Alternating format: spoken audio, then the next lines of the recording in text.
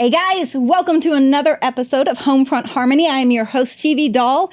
This is the podcast made for military families, providing them the resources they need, whether it be for well-being, financial, mental health, whatever.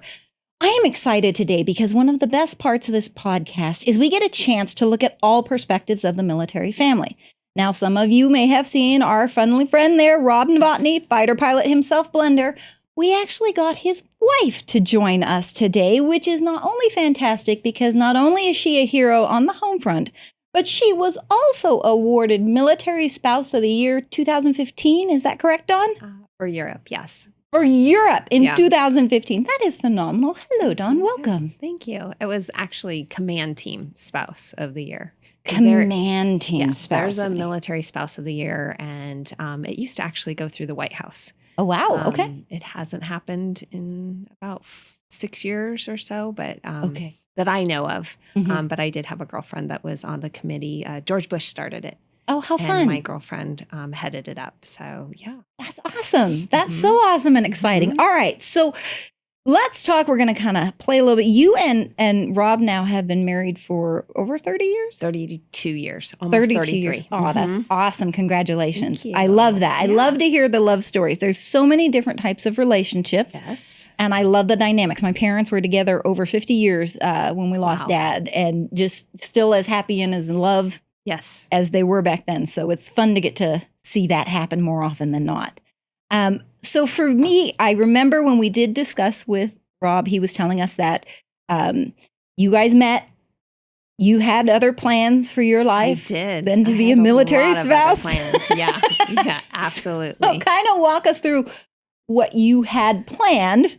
So I was going to go to a grad school. So I went to CU Boulder for undergrad, and I was going to go to grad school. It's called Thunderbird. Okay. It's no longer Thunderbird. University of Arizona. Oh, okay. So ASU, actually, Arizona State has incorporated it into their wide variety of offerings, and it was a international business school. Okay. So your first year, you did immersive language. Okay. And then your second year, you took all your classes in that language. Oh. And grad classes. So for business school. What language? French. Wow. Which is, French is great. But now that I know 30 years later, why not Spanish? Why not Chinese? But no, I took French all the way from high school through college. I took German in high school because it was really helpful in Arizona and Nevada. Right? That's what I'm saying. I still follow people around. Like when we would go, I'd go with my parents to the commissary exchange. If I heard people speaking in German, I couldn't carry on a conversation with them anymore, but I could understand. And I was like, oh my gosh, following them around the store. That's great. Yeah. But no. So we eloped. So that was that. Wow. Yeah. So what was the end goal with that degree? Something in international business. So, gotcha. Okay. Okay. And then, as with every military spouse, you just kind of adapt and change. Fair enough. So that's Fair enough. what I did. So now what happened? How'd you meet Rob? I had a boyfriend, and we got in a fight, I guess. And then, so my girlfriends are like, come down to the academy. And I'm like, I am from Colorado. Yeah. We do not go to the academy, nor do we date academy guys, because it was just a thing that, Colorado girls were very picky about not doing academy guys and being one of those groupies. But I guess I was mad enough. So I went down there. Okay. And we met, and then it was great. We met, and that was it? No, that wasn't it. Oh. I wouldn't go out with him again. I had a boyfriend and everything else. So he spent 3 months long distance calling me, asking me out every week. She made him work for it. I did. Nice. And then finally he's like, okay, I'm not going to ask again. Come to this ball. And I went, all right, I'll go. So we met in September. And then the first real quote unquote date was December. But I didn't really remember what he looked like. Like, well, I'm not going to go down for a ball if I don't know what he looked like. So I drove down to make sure that, worthy or whatever you want to say on the Thursday before. Okay. And I met him and, we hit it off. And then I went back down Friday night for the ball and had a great time. And then it was from then on. Okay. But yeah, he was But pretty the other persistent. boyfriend was gone. Yes. Okay. Well, yes. I said, I want to, the whole time he's like, I want to see other people. And I was like, no. And then I met Rob and I was like, okay. I can see other people. And then he was no. And I was like, okay, then I guess we're done. And that's how your adaptability is so good in the military spouse role. You know what? That was good but work. I had to make sure of my choices before. So absolutely. Yeah. Absolutely. So then you guys ended up eloping, you said? We did. Okay. Yeah. Okay. He was supposed to be in Vegas and I was going to be in Colorado and planning this elaborate wedding, very elaborate wedding. And they said, oh no, you're going to Hawaii. And so we were going to spend a year apart and it didn't work. So we went ahead and eloped to Vegas on his way to Hawaii. You know what? Some of my favorite stories are, I was blessed. I met my husband later in life. We ended up having a wedding that was decent sized. I never really was like, he's really great at planning stuff. But my parents, my dad, they met in between his 2 tours in Vietnam. Okay. And they got engaged on like the 3rd date.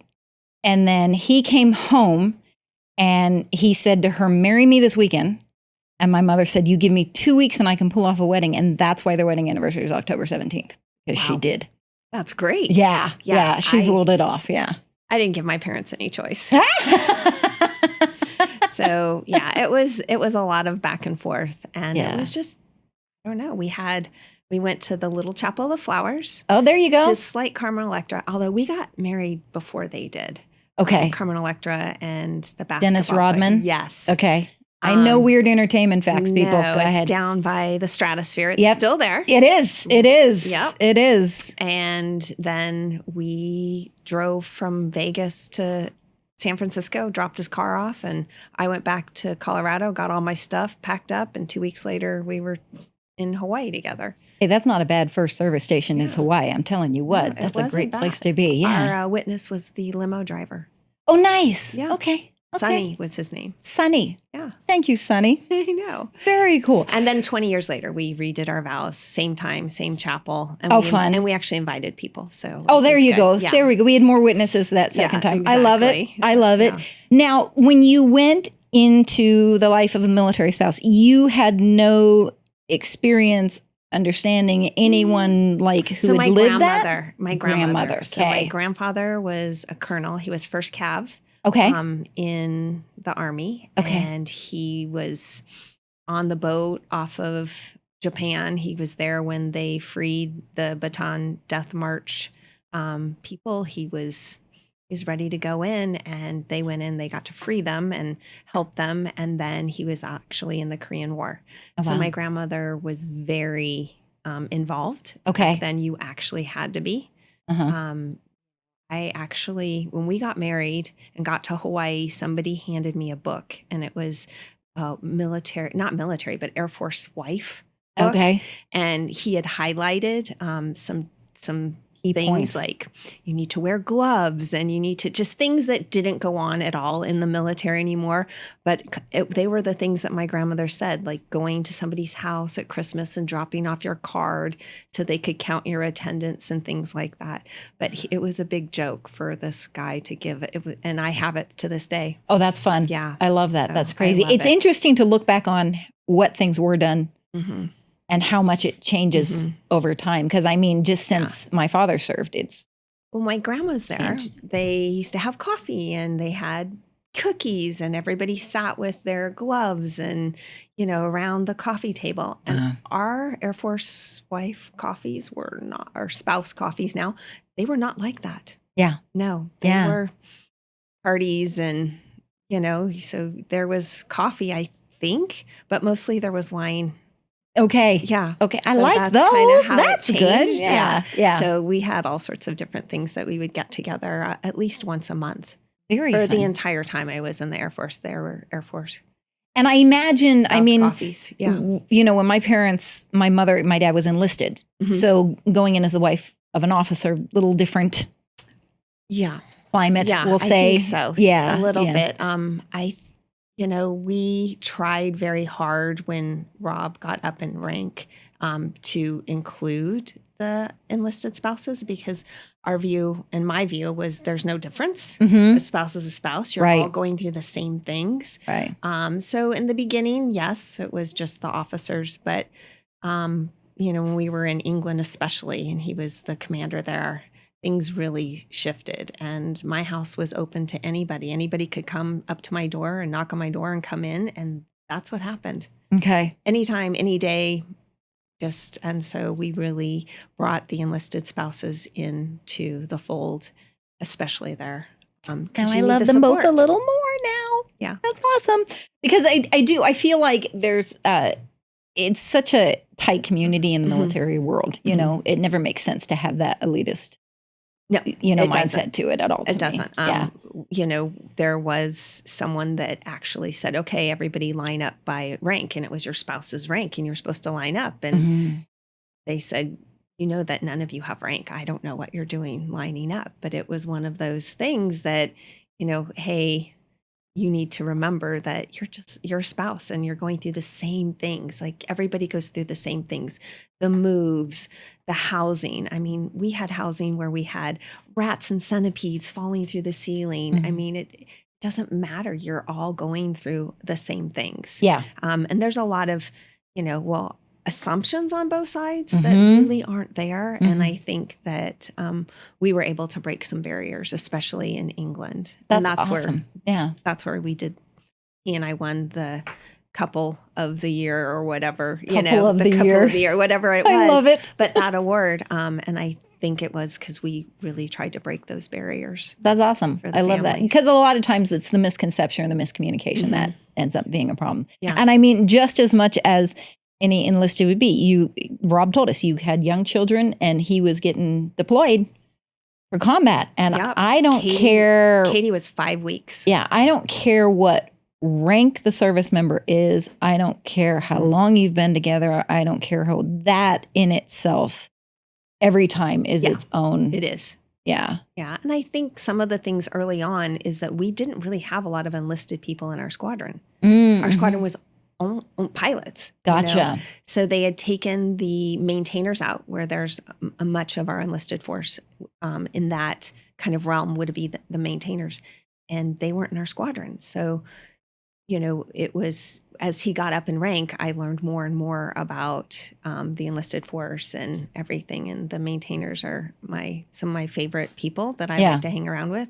Our ammo troops are amazing. Yeah. So those are kind of near and dear to my heart. Oh, absolutely. And it depends on the aspect of where you're in. My father was supply. Okay. So he ended up interacting with pretty much everybody. Yes. Every branch, every rank, every way, that was how it was. So it was, to me, I didn't understand the dynamics others did where they felt there was that separation because my dad never treated anyone different. Right. Ever. Didn't matter what circumstances, didn't matter gender, race.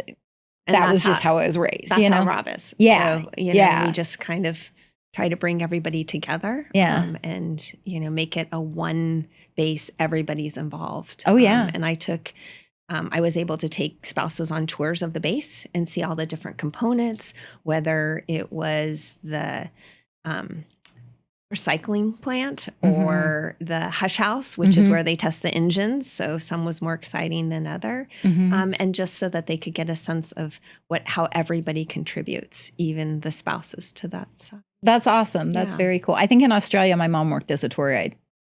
There was some joke of a friend of ours. He worked security detail and he handcuffed mom to the bus.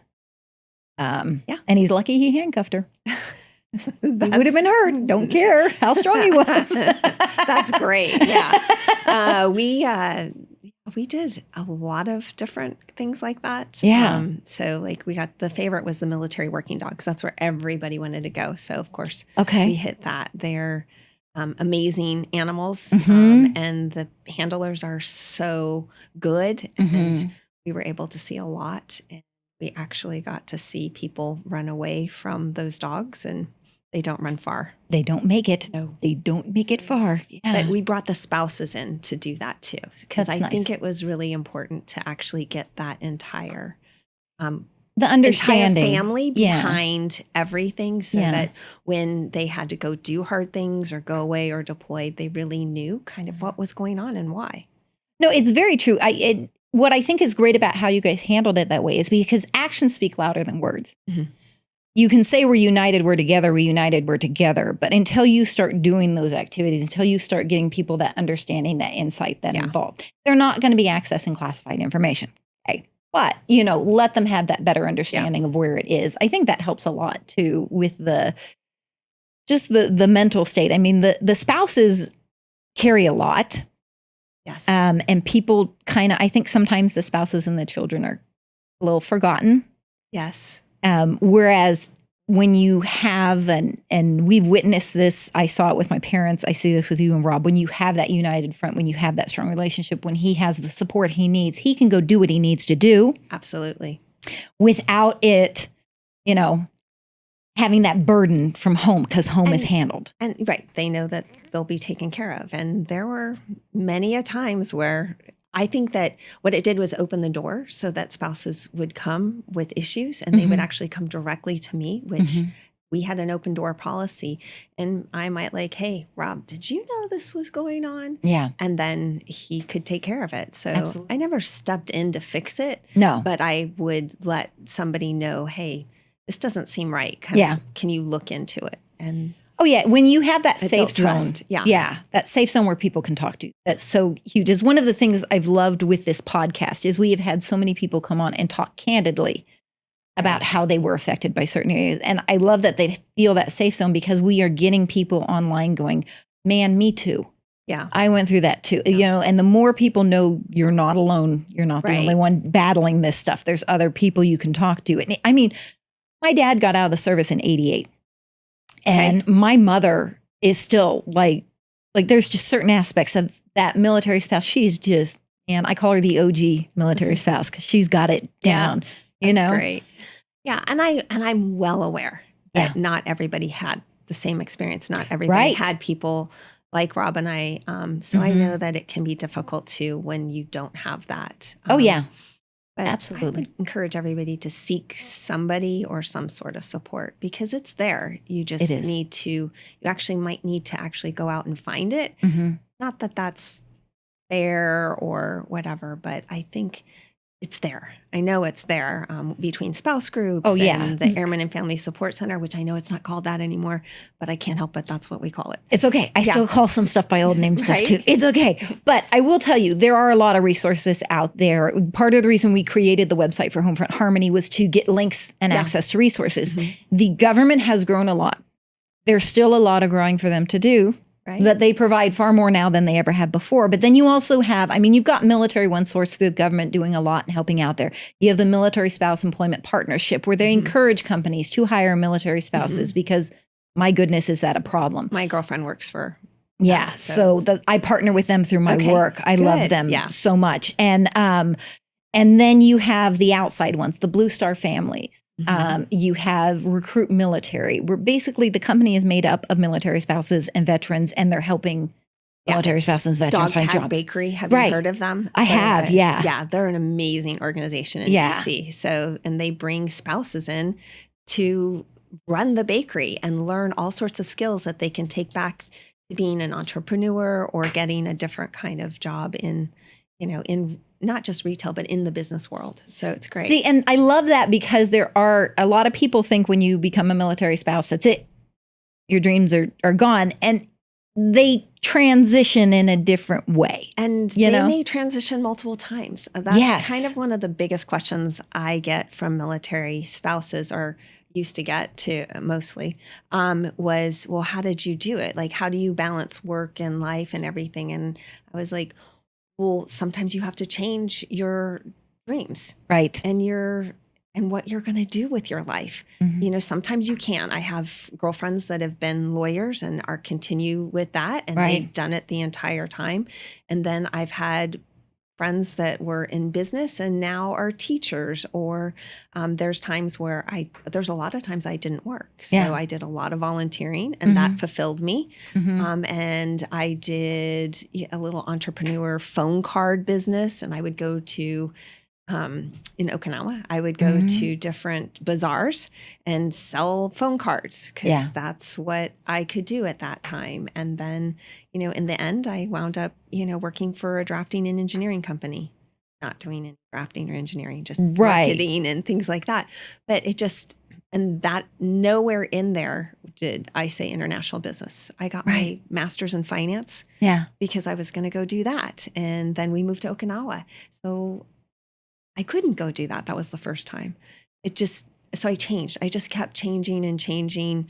And that's okay. I've had a very fulfilling life, career life, whether it was volunteering or, in the business world. I will say that I chose Rob. I chose to go with him everywhere we went because that's what I wanted. Yeah. There are families that do separated. The split time, Split time. I completely respect that too. But you just need to do what's best for you and understand that you might have to shift a little bit. Oh, absolutely. Everybody individually. So every relationship, every individual, we're all going to have our own changes and things we do. Gonna get a little on a soapbox, people. Sorry. In my job that I do, I handle the specialty hiring program. So it is about helping active duty service members transitioning out of their active duty. We're doing veterans and military spouses because it's a big thing for me with the military spouses. My mother worked as a dental assistant for years. So worked really easy. When we would transition in the Navy, she would end up being a dental assistant. When we got to Colorado, there was not a dental assistant opportunity available for her. So she ended up working in the Navy recruiters marketing as an admin because she had been in the front office of the dental and could do the admin work. Yeah.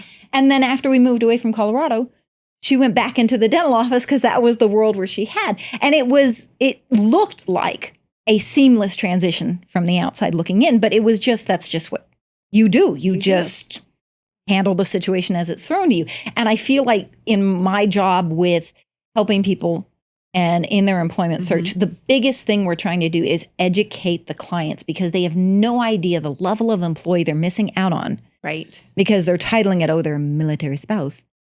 And I think one of the biggest mistakes back when I was doing everything was not actually selling all that volunteer work.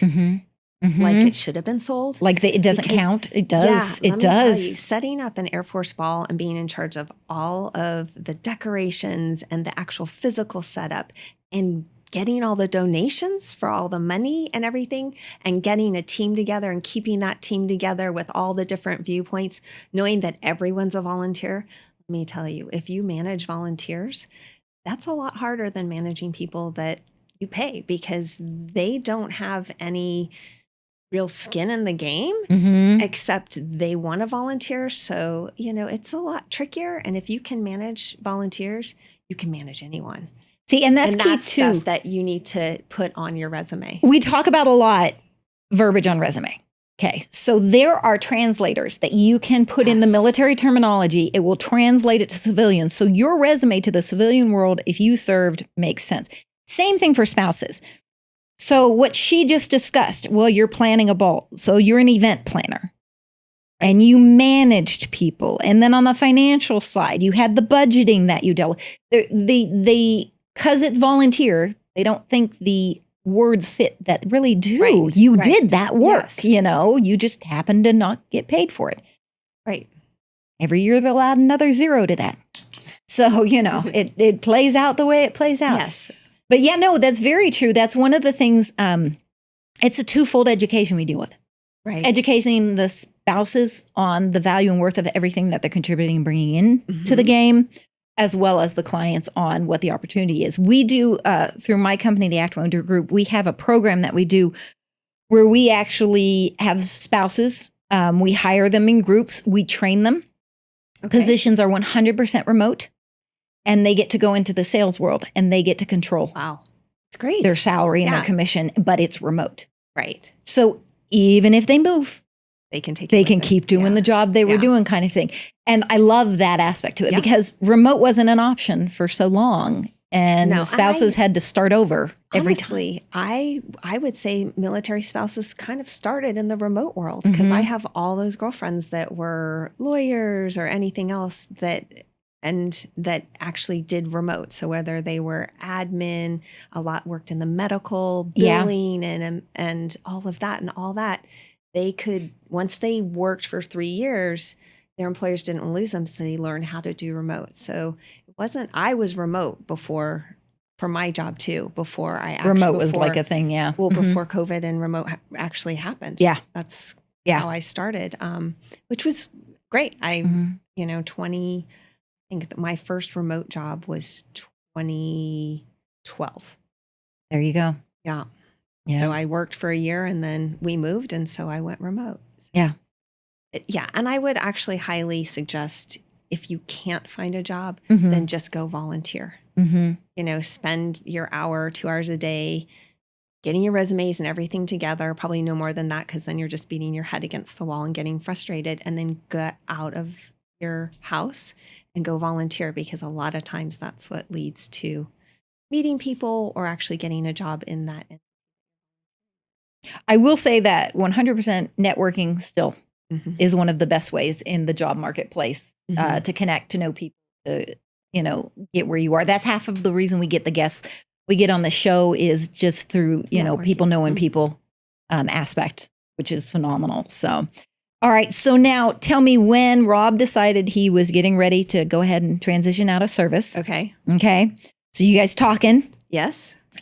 What were your thoughts? Did you have an idea of what you thought might happen after he got out? Or were you just like, let me just see where he goes and then we'll take it from there? So I think the biggest thing was when he was figuring out if he was going to get out or not. A lot of it had to do with, well, what does my next 8 years in the military look like? And is that something that I want to do? And they had told him he was going to deploy, more than likely, again, or he was going to go and, go into an office and be in a Pentagon, and likes to be around people. He likes to lead people. And my thing was, I don't care what you do when we get out of the military, you have to be happy. So whatever it is, it better make you happy. And if you're not happy, you better change what you're doing. So that's kind of how I approached it. I guess at times it wasn't fair because it put it all on him, but I'm like, I have a job. We'll be fine with my job and your military retirement. And, we made choices on where we were going to live and everything based on those things. Yeah. And then anything he did was something that he could add to himself, his life. And we did have a friend that their child had a tragic accident. And I think that was the final straw, is when that happened. And we watched, that happened in their family, and we watched how hard it was. And I think we just wanted to be around our kids and friends, and just, it was a big change for us. It was a very hard time. So Rob ran a GoFundMe for the family for months. Their son was paralyzed. So, it was hard. It was hard on all of us. And that was it. I think we just kind of decided that we needed to do something different with our life and put the family first. Oh, absolutely. Not that they weren't first, but they weren't first. No, I think that military is kind of like, and actually JB, one of our guests, talked about this, similar to pro sports in certain ways. There's times you have to make decisions of where the focus is. Yeah. You never completely turn off your focus from one or the other. It's just one tends to be a little stronger at that point. Right. And you balance it. My father was amazing at the fact. I never saw anyone in my family, or I never felt like we were second to anything. No. But I saw his drive and his ambition and his goals, and he was very, very good as a Navy man, and my mother was very, very good as a Navy wife, and to see that power couple unite to pursue what they did, it was a nice thing to see. One thing my husband and I have a hard time with it. We both have very demanding careers. I'm the director of security for an international staffing company. He is a real estate broker here in Las Vegas, and our worlds get very, very busy at different times because they never align. Yes. And we kind of have to pull each other back. And I actually recently gave up my job. Oh, wow. Because the whole point of us not being in the military and everything was to be able to see each other. Yes. And to be able to, put that family time first. and have more of it. Mm-hmm. And same with you. Yeah. Things weren't aligned. I was out of town when he was in town. It was back and forth, back and forth. So Yeah. I took the step back this time, which I'm learning how to deal with that. Okay. But it's good. Okay. Yeah, it's good. Yeah. It's just a new path. It's just a new path. So I'm not volunteering all the time and I'm not working, and I'm figuring it out. Yeah. So yeah. Well, and the great part is you guys talk and have those discussions. I witnessed that with my parents. My husband and I try to do that. When I started doing the podcast, people were like, "Oh, are you going to give up your corporate career?" Well, no, because we're paying to do this, and graciously, my husband's like, "All right, let's go into the funds and we'll do this kind of thing," and supporting me in it. But there's no point in me retiring and then adding more cost to the family, and then we don't get to see each other. He took 40 years to find people. I like spending time with him. So the whole goal is to get it to the point we both can be together. I almost don't remember time before, Rob, right? Because we've been together forever. Yeah. I had just turned 22. Okay. When we got married. Okay. So, we've been together since we were 20 and 21. So it's a long time. I remember my mom and dad, I want to say it was around their 25th wedding anniversary or something. They both said, I could never be with somebody else because I don't want to have to train somebody again. No. At this point, we're all good. We got our rhythm. Yes. It's like, so, yeah. Yeah, absolutely. Yeah, and he knows, I know things that I do that bug him, and I'm not changing. Right? And he's not okay with it, but deals with it. I don't want to. I think we all do that. Right? Yeah, we all do that little bits with each other. Yeah. He's an on-time person. Oh God, I used to be. I'm a it'll be fine person. That's my husband right there. Now I'm a shoot. Okay. Like when we go to a show, I want to be in there, have my drink, have my seat, be ready before the show starts. The show can be starting, my husband walking in, be like, "You want a drink? Oh, come on, baby. Get to the seats. Get to the seats." That's me. Yeah, I'm the little OCD in that. And he laughs now and messes with me because of it. Yeah. Be like, dragging us along. Rob's still learning. He's 5 minutes at least early to everything. I'm like, "No, we're not showing up 5 minutes early to this house." He tries, and so he's trying to get to more on time, and I'm trying, maybe not really. I used to always be 15 minutes early. Okay. So my girlfriends, whenever we'd go out, they would the joke would be if they got there before me, it was a big deal that they beat me there because I just, especially coming from Arizona to Nevada, the drive is so much quicker in this town to get across town. It is. And Phoenix, I was on the road forever. So, and the traffic. Yeah. We have a saying in our house, AIS. AIS. Ass in seat. So don't tell me when you want to be there. Just tell me when I have to be in that car, and I will make that. And then that has saved us a lot of fights. Okay. So AIS. AIS. I like everybody note that down. Yeah. AIS. That's fantastic. So, all right. So you're in a whole new area because now he's moved and transitioned into his civilian world. Mm-hmm. You're stepping back from your career to spend time with him. So we're in again, periods of adjustment, which I think are kind of constant in the military life, especially for a spouse. I think so. Yeah. Yeah. You're always having to change, what you're going to do, and how. And I'm to the point now, things are going well. I had to get some health things under control, and everything's good now. So now I need to find something to do, find something that I'm passionate about, that I really want to put my time into. Absolutely. So and the key you said there is the passionate. Yeah. About, because that's the key in life, guys. You got to love what you do. And you may start a job and think this is what I want to do, and then be like, "Oh, no, this isn't it. Right. That's not my call." And here's the other thing. So my daughter is passionate about becoming a doctor. It is her thing. She's at the Raiders Stadium right now doing a 1 month rotation with the Raiders. Well, she's fancy. I know. She wants to be an orthopedic surgeon. So this is part of her 4th year in medical school. Okay. And so she's just passionate, and it's love it. My son is in sales, and it's fine. Mm-hmm. And we say, that's great, because then it allows you to do other things that you're passionate about. So, you can be passionate about your job, or you can do your job so you can do other things that you're passionate about. Mm-hmm. And I think that's very important to distinguish and to make that be okay. That's okay. Yes. So then that's kind of what we're doing with my son. The simplest way I can explain it is if you don't have a happy thought, whether it is what you do on your job or a hobby you have outside your job or something you commit to, then you're just going to be, and everybody deserves to be more than, you deserve to be enjoying it. My dad loved golf, golf, even when he was sick, until he absolutely couldn't. The man went out and played golf. He just enjoyed the heck out of playing golf. It was just that was his happy place. That's my dad. Yeah. Yeah. He couldn't play golf the last week. My mom's had a knee replacement. And so he's been convalescing with her. And finally yesterday, he went and played golf. And now all is right with the world. Right. Oh, right. Yeah. Yes. Yeah. That's exactly what it was. Absolutely. Actually, my parents used to golf together. Okay. And then as they got older, my mom could do it, but like my dad was the 18-holer. Yeah.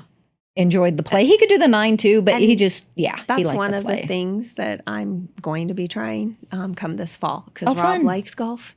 So I said I would try it. I want to go to the driving range with my husband. I actually enjoy the driving range. Yeah. Top Golf, my favorite driving range. Just kidding. I can go to a real one, but it's more fun at Top Golf because nobody's looking. But it's like I tell them, my treadmill stress relief. Stuff like that is just a way just to clear my head and do things. And my husband's trying to get his schedule worked out golf too, because they're just, sometimes it's easy to have no time. Yeah. You got to make yourself, give yourself that time to do for it.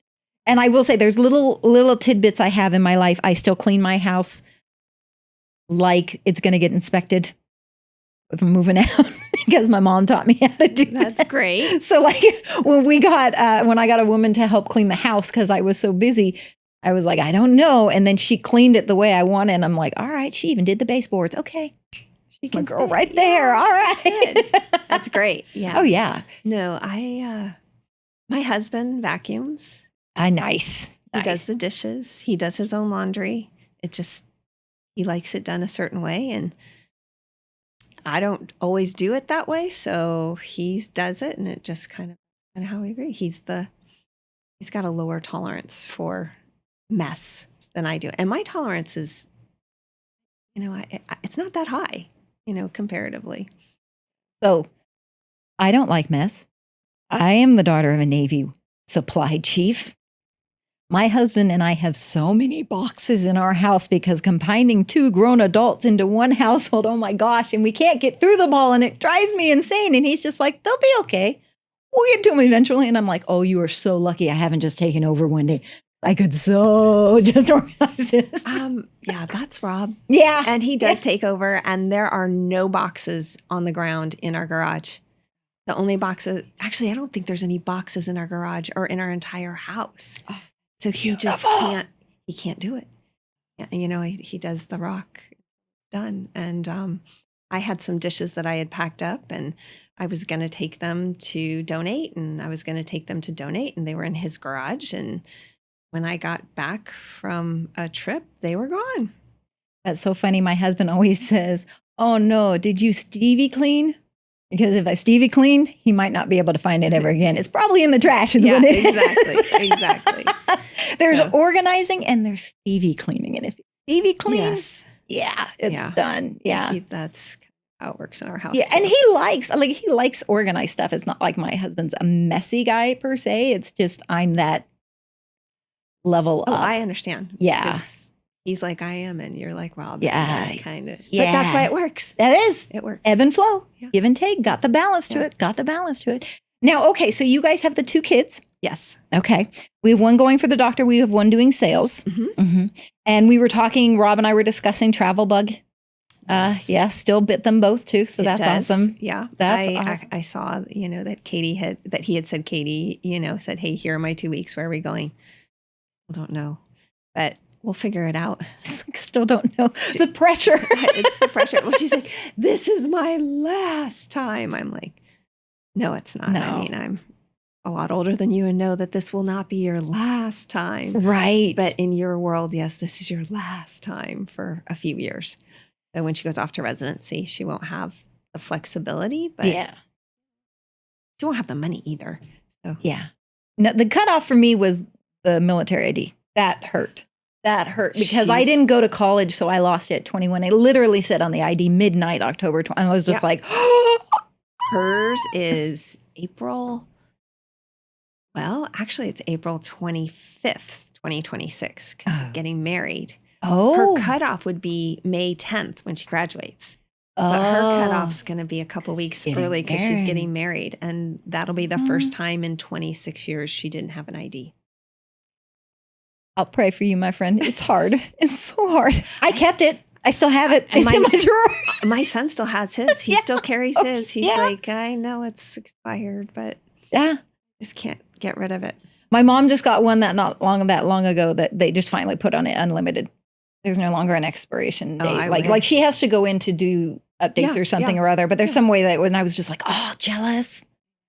I was just jealous when my dad got that on his. But yeah, I do. And this sounds crazy if you not in the military community, you're just joining us and intrigued, wanted to see our podcast. But there's something about walking the commissary in the exchange. Okay, I just got to say, like, I think we also make a huge deal because for the kids, I mean, it's the military life's hard on kids. Yeah, it just is. It is. They grow up differently than American kids, and they grow up differently than international kids. And there's actually been a study on those three types, and they look at problems different. They have many different solutions, and it's a known phenomenon. They did a study on it, which is great.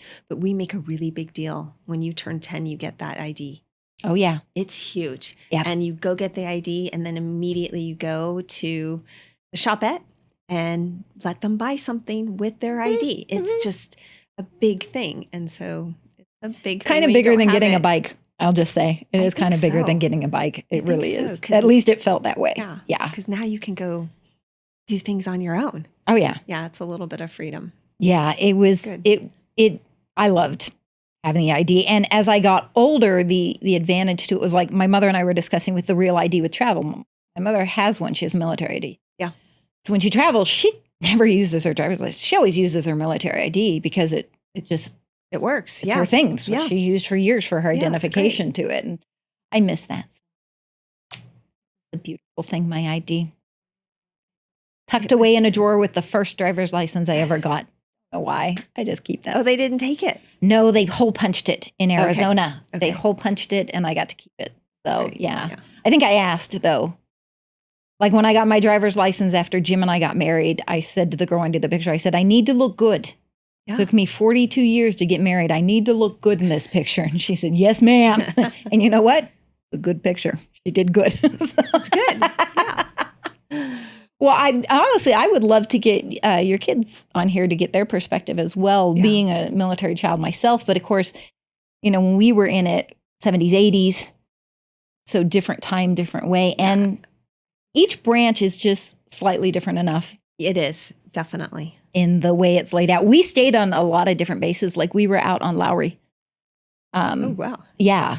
And we were stationed when we were in Colorado. Yeah. I know. That's why I figured you'd know. Sorry, Lowry Air Force Base. Stevie throwing around stuff here. But yeah, that was, we were there. That was our Colorado station. We went from the South Pacific to Aurora. Oh, Colorado. A little different. I did not like that. That was not nice. I actually had a $5 bet with my father on the flight over from Hawaii that there was no state named Colorado. And when we landed in Colorado, I had to give my dad $5. Yeah. And he took it. Yeah. He took the $5. As he should. As he should.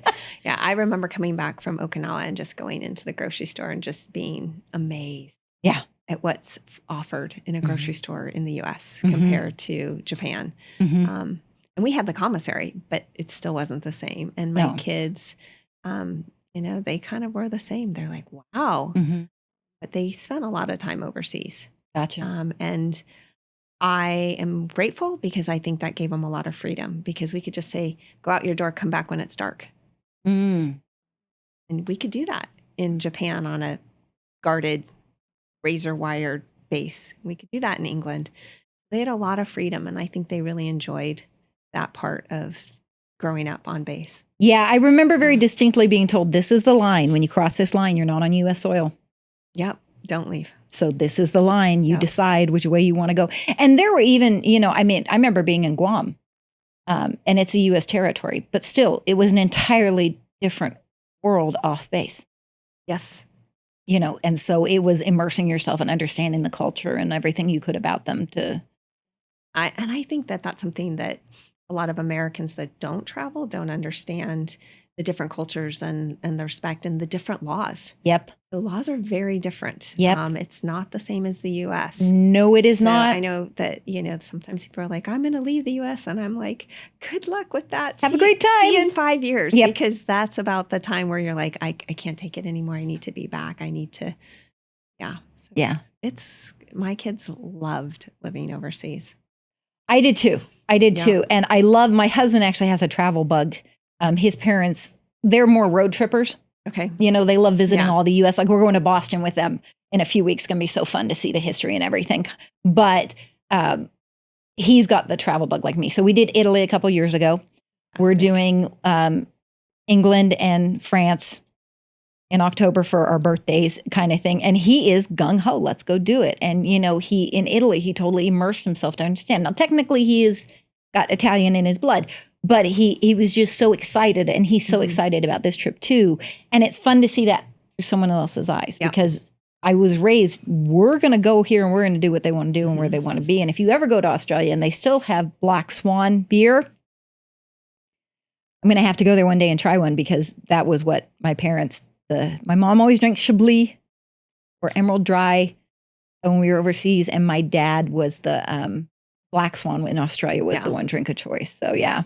Funny that you remember weird stuff like that. You have a gin and tonic for me in London. Okay, done. Yeah. Are you just doing London then?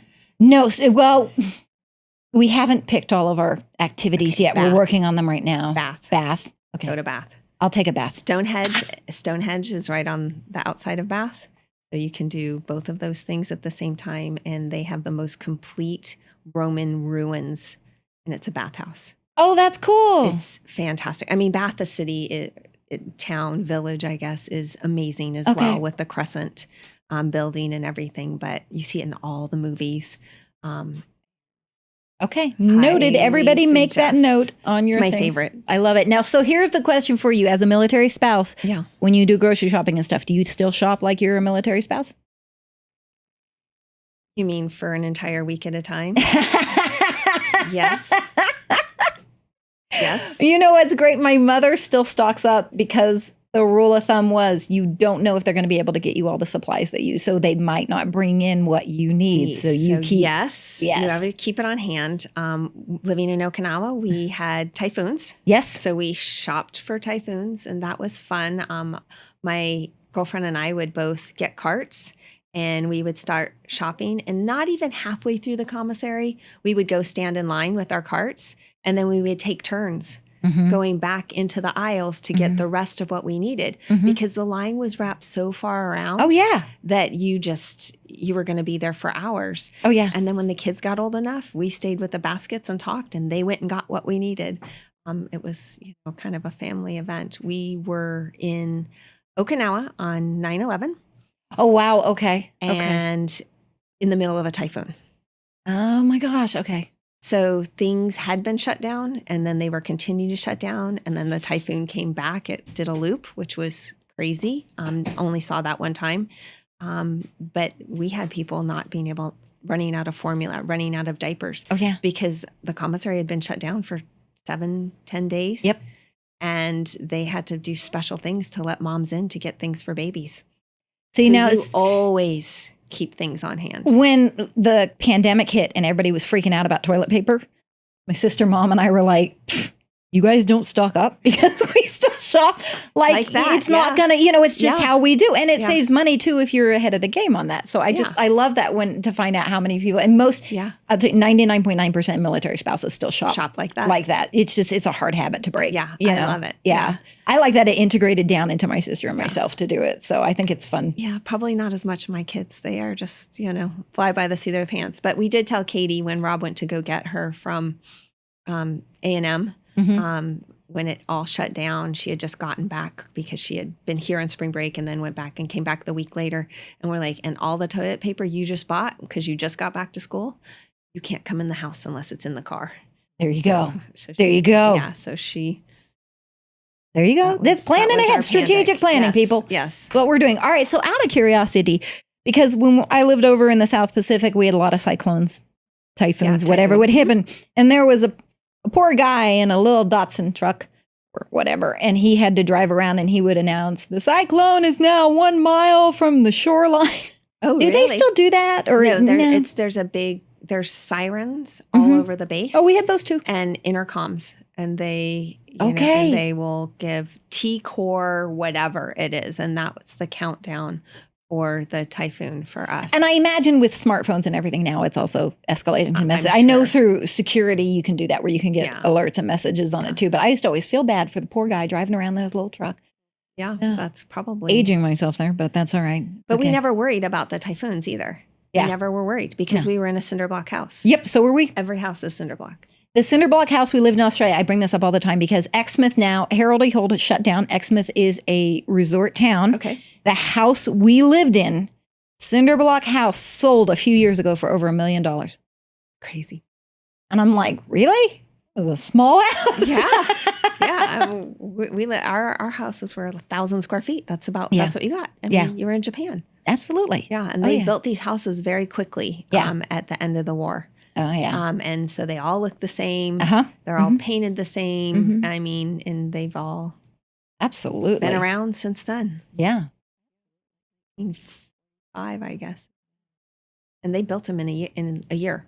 Oh, yeah. It's amazing how fast they can build things back then. It is then. amazing. It is amazing. Oh, that's awesome. Well, thank you so much for coming on here, Dawn, and chatting with us. I appreciate it greatly. I'm probably going to steal your kids to be on here too because that's what I do. Yeah.